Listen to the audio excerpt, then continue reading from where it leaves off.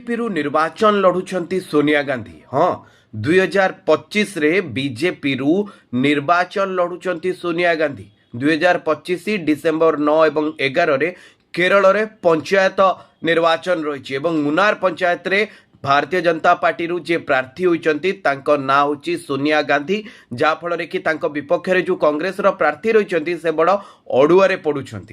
जी प्रार्थीनी अच्छा सोनिया गांधी बापा कांग्रेस रे थिले, कांग्रेस जड़े आगधाड़ी नेता थे, से झीर ना सोनिया गांधी रखिथिले। परे तांकर बाहागर सुभाष सहित है। सुभाष बीजेपी आगधाड़ी जड़े कर्मी भावे परिचित थिले।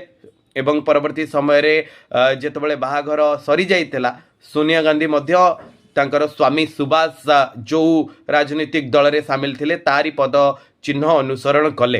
एवं एबे से मुनार पंचायत रु भारतीय जनता पार्टी टिकेट रे निर्वाचन लड़ुचंती कांग्रेस।